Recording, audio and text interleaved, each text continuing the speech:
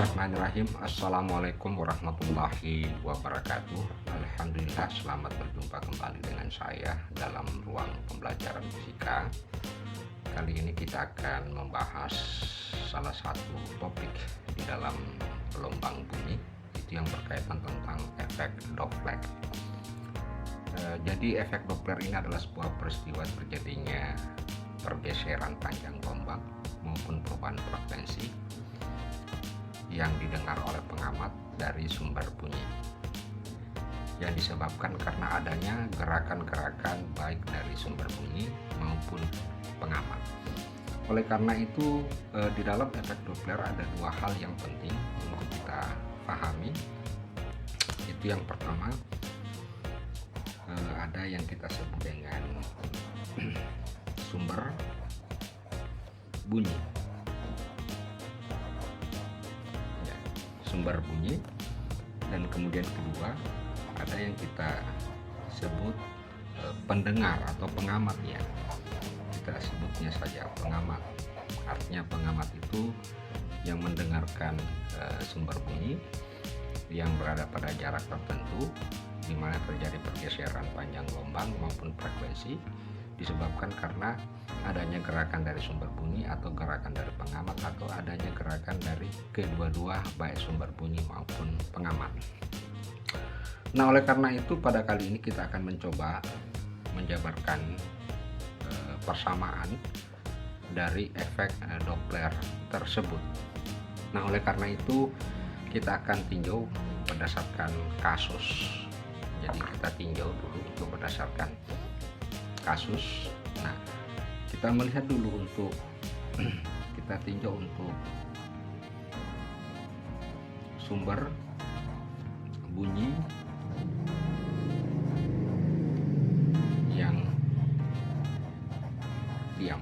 Berarti kita tinjau dulu untuk sumber bunyi yang diam dan sumber pengamatnya bergerak apakah mendekati sumber bunyi atau menjauhi sumber bunyi. Nah, oleh karena itu saya buat dulu gambar sketsa. Nah, kita lihat dulu gambar sketsa. Nah, untuk kedua-duanya, jadi untuk sumber dan pengamat diam. Jadi kasusnya untuk sumber dan pengamat yang diam. Jadi baik sumber yang diam maupun pengamat kita lihat. Jadi saya gambar, katakanlah ini adalah sumber dan ini adalah pengamat. Nah, sumber ini memancarkan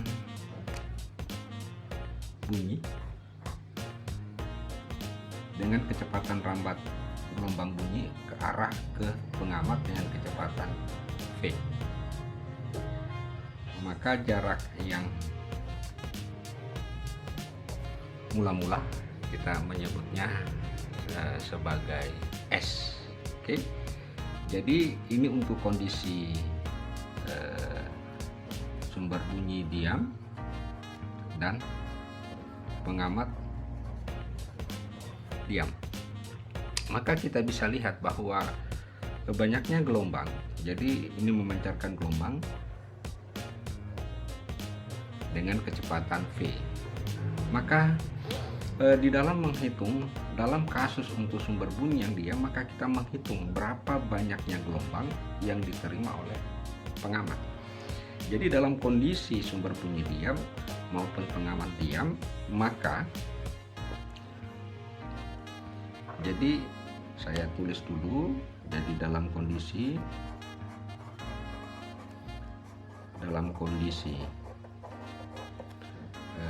sumber dan pengamat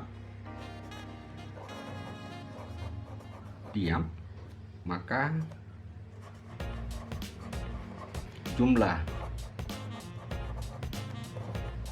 gelombang, jadi bukan panjang gelombang ya, jadi jumlah gelombang yang diterima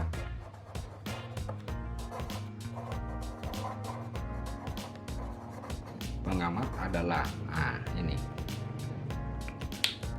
Jadi saya tulis dulu. Maka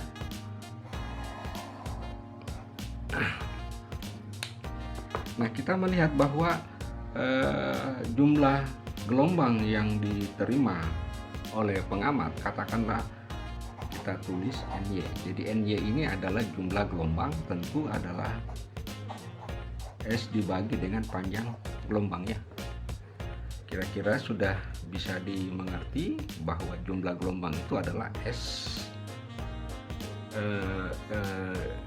dibagi dengan lambda, di mana S itu adalah tentu adalah kecepatan lambat bunyi kali T per lambda. Kita sebut dulu persamaan 1. Nah, ini dulu yang saya mau jelaskan kenapa sampai dikatakan bahwa banyaknya gelombang itu tak lain adalah S per Y. Nah, saya bikin dulu semacam sebuah, ini ada gelombang gitu, katakanlah panjangnya ini 10 cm dan panjang setiap satu gelombang adalah 2 cm. Ini adalah lambda.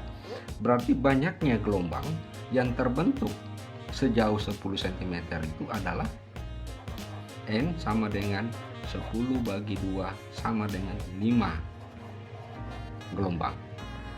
Jadi sudah bisa dimengerti kenapa S jadi jaraknya itu dibagi dengan lambda merupakan jumlah gelombang. Nah, sekali lagi persamaan 1 ini adalah jumlah gelombang yang diterima oleh pengamat diam dan sumber yang diam.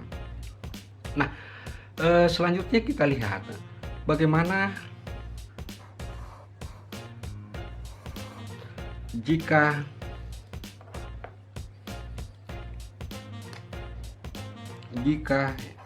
kita lihat yang kedua, jika S-nya diam tetapi pengamat bergerak mendekati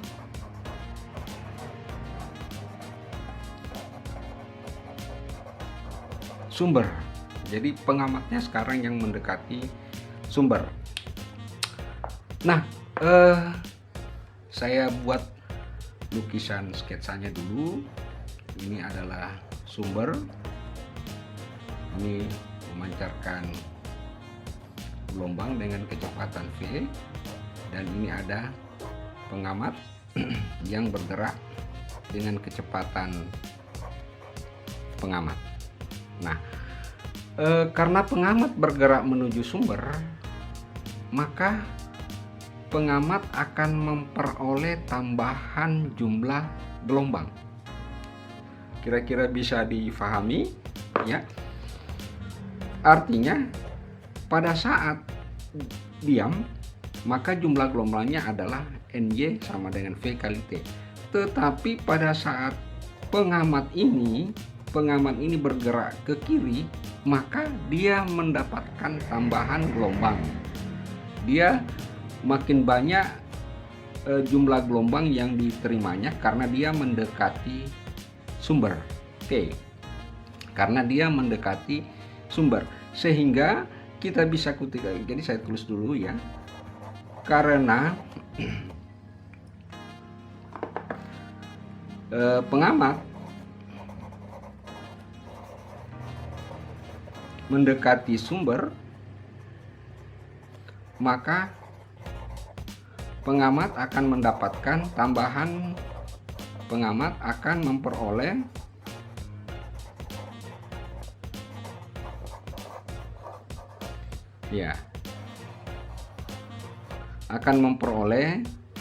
tambahan,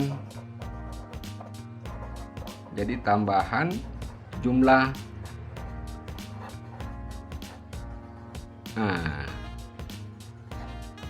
gitu. Jadi akan mendapatkan tambahan jumlah gelombang. Nah, jumlah gelombang tambahannya itu ada tak lain sama dengan, saya tulis dulu NY aksen, sama dengan tentu adalah V0T nya, oke, kecepatan awalnya Ya, jadi jarak yang ditempuh oleh mobil itu katakanlah S aksen ya. Tentu V0T, jadi saya tulis saja jarak yang ditempuh oleh pengamat dan dibagi dengan lambda. Jadi sama halnya ini jarak antara pengamat dengan sumber dengan pengamat. Ini SP adalah jarak yang ditempuh, katakanlah ini adalah SP, jarak yang ditempuh oleh pengamat ya, dibagi dengan lambdanya, maka itulah tambahan gelombang, jumlah gelombang yang diterimanya. Sehingga ini bisa kita tulis, kalau ini adalah kecepatan pengamat, maka ditulis kecepatan pengamat ya kali T dibagi lambda. Dengan demikian total jumlah gelombang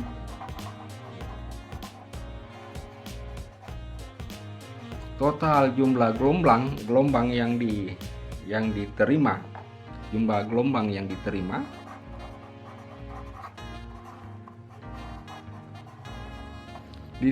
pengamat jika pengamat mendekati S yang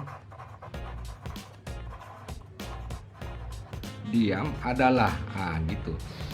Maka kita tinggal jumlahkan saja, karena persamaan dua ini merupakan tambahan jumlah gelombang. Jadi sehingga jumlah totalnya itu kita tulisnya N pengamat sama dengan NA ditambah dengan NA aksen. Oke. Sehingga kita bisa tulis NA-nya itu sama dengan V kali T lambda tambah VV kali T per lambda. Sehingga kalau kita menyederhanakan ini, maka kita dapatkan V ditambah VP per lambda kali T. Nah, sekali lagi NP ini adalah jumlah total gelombang yang diterima oleh pengamat karena pengamat bergerak mendekati sumber bunyi yang berada dalam keadaan diam. Nah, saya lanjut lagi. Saya tulis ulang kembali dulu ini jumlah gelombang yang diterima pengamat V ditambah VP per lambda. Nah, jika T-nya saya pindahkan ke sini, NV dibagi T. Nah, ini yang kita sebut dengan frekuensi pengamat. Jadi frekuensi itu banyaknya gelombang per satuan waktu. Itu yang kita sebut dengan frekuensi. Oke? Jadi banyaknya getaran per satuan waktu namanya frekuensi, banyaknya gelombang per satuan waktu namanya frekuensi gelombang. Nah, sehingga sementara kita tahu rumusnya bahwa V sama dengan lambda kali F ya. Lambda kali frekuensi. Berarti lambda itu sama dengan gitu. Nah, karena lambda ini adalah merupakan panjang gelombang sumber bunyi, maka kita bisa tulis VV ditambah PP kemudian V, maka ini adalah sumber bunyi. Dengan demikian kita sudah dapatkan frekuensi yang didengar oleh pengamat yang bergerak mendekati sumber bunyi yang diam adalah V ditambah VV dibagi V sama dengan Fs. Nah, kita simpan dulu. Ini jadi persamaan 3. Oke. Nah, bagaimana halnya jika sumber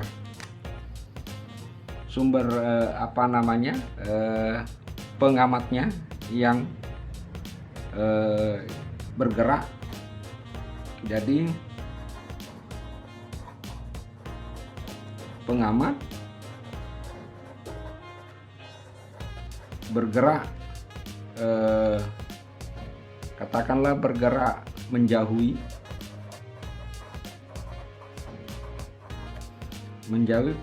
sumber yang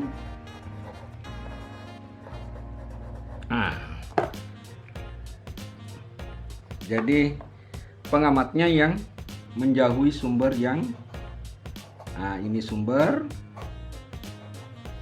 ini ada gelombang dengan kecepatan V, kemudian pengamat bergerak menjauhi sumber. Maka untuk kondisi pengamat bergerak menjauhi sumber yang diam, maka kondisinya bukan terjadi penambahan, maka terjadi pengurangan atau panjang gelombang. Jadi pergeserannya adalah berkurang. Jadi panjang gelombang yang diterima oleh pengamat itu berkurang. Ya. Jadi misalkan dia menempuh jarak sejauh S, maka jumlah gelombang yang digunakannya adalah berkurang. Jadi tetap menggunakan NY aksen itu sama dengan SP per lambda. Jadi ini adalah SP per lambda. Dan tentu sama dengan PV kali T per lambda. Ini sama dengan persamaan 2 ya, persamaan 2. Hanya bedanya kalau yang pertama tadi itu dijumlahkan, tetapi kalau untuk yang kedua pengamat bergerak menjauhi sumber yang diam, maka persamaan 4 ini merupakan pengurangan dari jumlah gelombang yang diterima oleh pengamat. Sehingga kita bisa dapatkan NP sama dengan NE kurang NE aksen. Oke, NE-nya tadi itu adalah yang ini, yang persamaan 1. Oke. NE-nya itu adalah yang persamaan 1 VT dibagi lambda kurang. Jadi kalau yang mendekati tambah, kalau yang menjauhi berkurang. PP kali T per lambda NP, kemudian T-nya pindah ke sebelah. Ini jadi frekuensi pengamat. Kemudian V dikurang PV, langsung saja kita ganti lambda dengan V kali frekuensi sumber. Dengan demikian kita dapatkan bahwa frekuensi pengamat yang diterimanya apabila dia menjauhi sumber bunyi yang diam adalah V dikurang PP per V sama dengan kali Fs, di mana V itu adalah kecepatan rambat bunyi gelombang. Nah, ini katakanlah persamaan 5. Antara persamaan 3 dengan persamaan 5 bisa kita gabung karena ini menggunakan jumlah, ini menggunakan kurang. Sehingga kita dapatkan frekuensi yang didengar oleh pengamat yang bergerak, tetapi sumber diam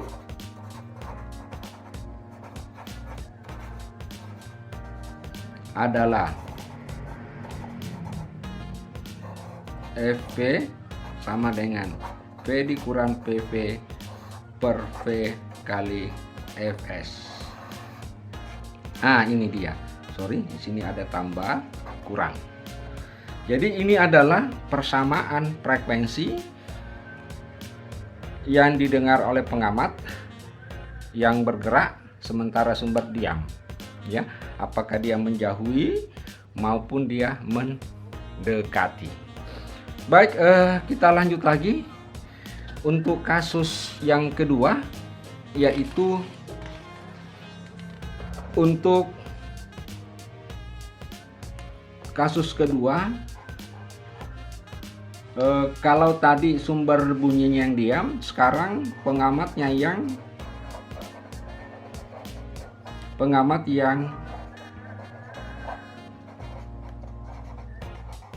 nah, untuk kasus ini pengamat yang diam kita tidak menggunakan lagi istilah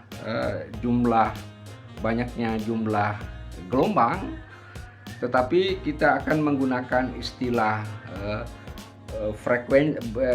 panjang gelombang. Jadi kalau yang pertama adalah kita merumuskan dengan menggunakan prinsip jumlah gelombang, tetapi untuk pengamat yang diam yang kita gunakan adalah prinsip pergeseran panjang gelombang. Nah, sekarang kita tinjau untuk pengamat yang diam.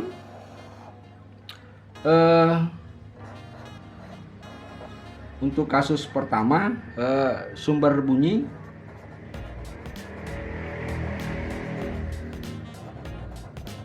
mendekati pengamat.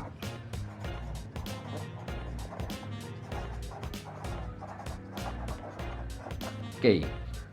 Nah, sekali lagi, katakanlah ini dalam keadaan diam semua. Dalam keadaan diam.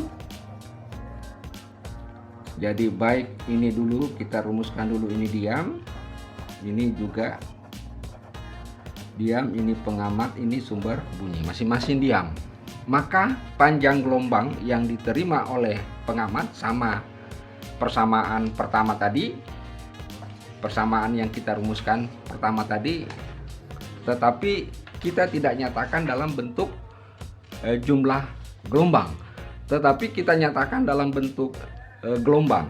Jadi besarnya atau panjang gelombang yang diterima oleh pengamat yang diam maupun sumber yang diam adalah, jadi panjang gelombang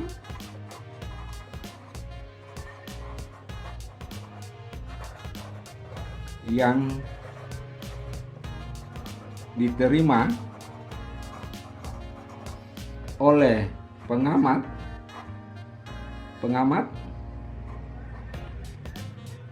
yang diam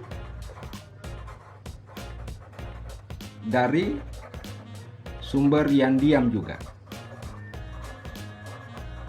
Nah, jadi sama-sama diam, tetapi untuk kasus kedua ini beda perumusannya. Kalau yang pertama perumusannya menggunakan jumlah gelombang. Jadi kali ini kita menggunakan panjang gelombang. Jadi panjang gelombangnya itu adalah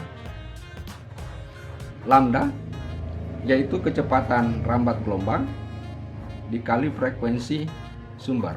Nah, kita sebutnya ini katakanlah persamaan tadi kita dapatkan persamaan 5, ini katakanlah persamaan 6. Oke. Bagaimana halnya jika sumber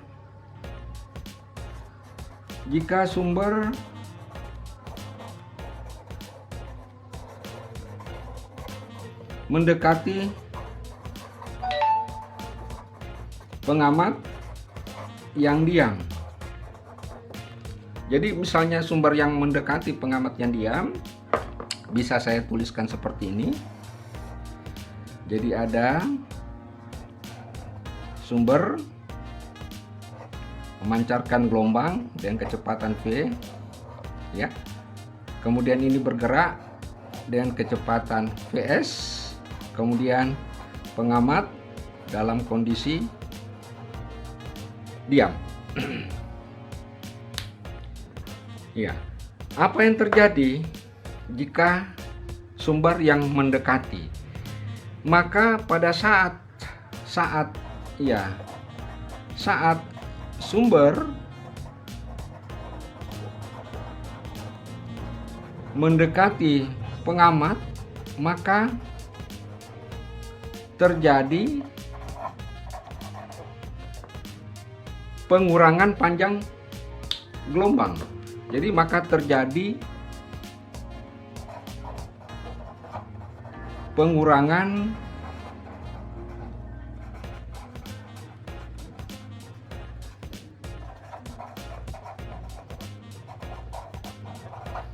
panjang gelombangnya semakin berkurang dari aslinya. Jadi kalau bisa saya ilustrasikan gambarnya seperti berikut ini. Nah, katakan ilustrasinya ini dalam keadaan diam. Jadi ini dalam keadaan diam. Sehingga kita dapatkan bahwa panjang gelombangnya adalah lambda V kali bagi Fs. Tetapi karena sumbernya bergerak, maka gelombang-gelombang ini semakin pendek. Jadi gelombang-gelombang tersebut semakin pendek. Ibaratnya seperti kayak pegas. Jika didorong ke sana, maka pegas ini semakin pendek.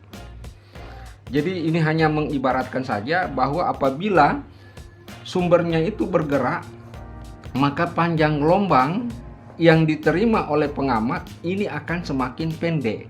Dan ini saya ibaratkan seperti sebuah pegas, mula-mula seperti ini modelnya, tetapi karena bergerak ke kanan maka ini semakin memendek. Nah, itu ilustrasinya.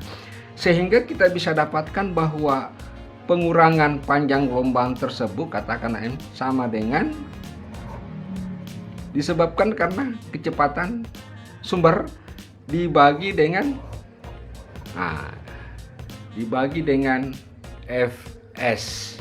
Oke, dibagi dengan Fs. Sehingga kita bisa tuliskan bahwa kecepatan panjang gelombang yang diterima oleh pengamat, ya, panjang gelombang yang diterima oleh pengamat adalah lambda dikurang lambda aksen. Lambda dikurang lambda aksen, maka di mana lambdanya itu sama dengan V kali Fs dikurang lambda aksen itu sendiri adalah Vs dikali dengan Fs. Dengan demikian, ini kalau kita sederhanakan, maka kita dapatkan lambda V sama dengan V dikurang Vs per Fs. Oke. Baik, kita lanjutkan kembali. Jadi yang terakhir itu kita dapatkan bahwa panjang gelombang yang diterima oleh pengamat yang diam dengan sumber bunyi yang mendekati pengamat itu adalah kecepatan rambat gelombang dikurang dengan kecepatan sumber dibagi dengan frekuensi sumber. Nah, selanjutnya kita ketahui bahwa, sekali lagi saya tulis dulu rumusnya, bahwa V sama dengan lambda kali F. Dengan demikian F-nya itu kita bisa tulis sama dengan P per lambda. Oke? Karena yang di sini adalah lambda P, maka kita bisa gunakan rumus ini untuk menentukan frekuensi pengamat. Di mana frekuensi pengamat itu tentu sama dengan kecepatan rambat gelombang dibagi dengan jumlah gelombang yang diterima oleh pengamat. Oke. Dengan demikian, jika lambda P yang kita rumuskan tadi, yang ini kita masukkan ke persamaan ini, ya. Jadi sekali lagi, ini lambda P yang kita temukan tadi, yang kita rumuskan tadi. Kemudian kita substitusi atau kita masukkan ke persamaan yang ini, maka akan kita dapatkan persamaan V, ya, sama dengan V dikurang Vs dikali dengan Fs. Nah, ini misalkan kita sebutnya sebagai persamaan 7. Jadi persamaan 7 ini menyatakan bahwa besarnya frekuensi yang didengar oleh pengamat diam di mana sumber bunyinya mendekati pengamat tersebut. Oke. Bagaimana halnya jika sebaliknya?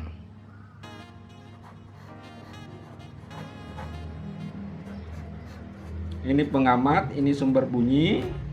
ini tetap memancarkan gelombang ke arah sana, tetapi kecepatan sumber bunyi arahnya ke kanan. Ini tetap ini adalah diam, tetap diam. Nah, bagaimana halnya untuk kasus yang seperti ini, di mana sumber bunyi menjauhi pengamat yang diam? Maka akan terjadi sebaliknya. Jadi kalau yang pertama tadi akan terjadi pengurangan, tetapi untuk kasus ini akan terjadi penambahan. Jadi akan terjadi penambahan panjang gombrang. Jadi akan terjadi penambahan panjang, ya, penambahan panjang,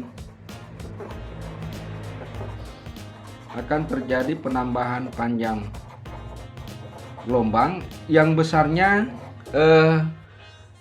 sama dengan Vs kali dibagi dengan Fs. Jadi sama dengan kasus yang pertama.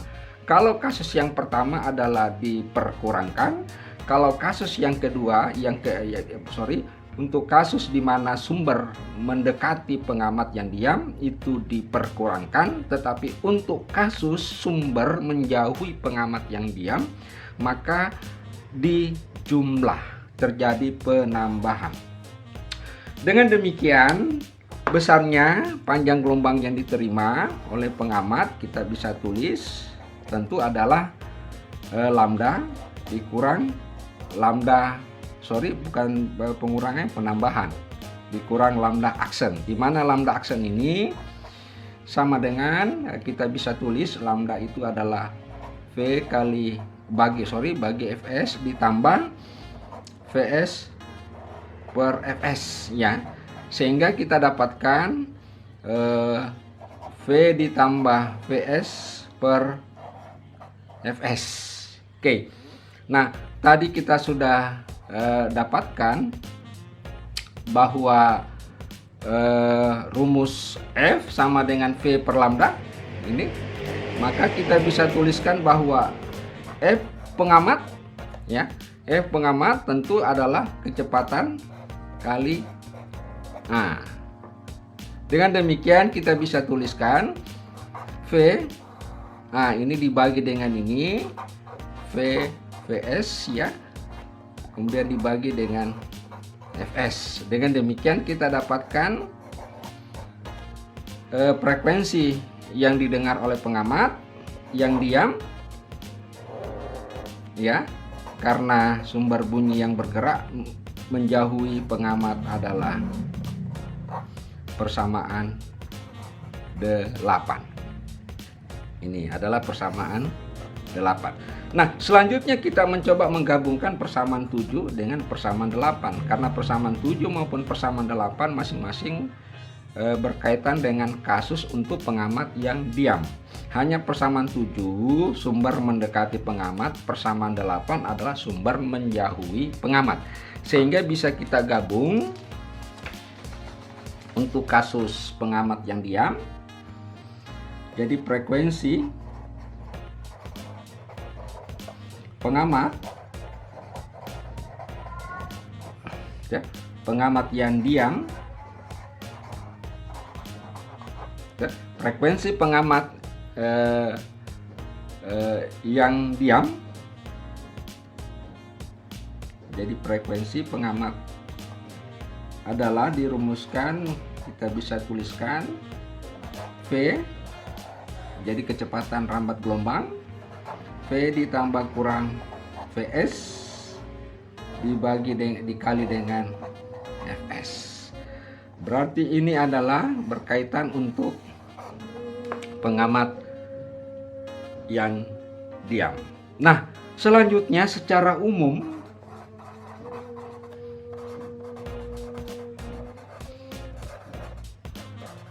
dapat dituliskan dengan menggabungkan persamaan yang pertama tadi, yaitu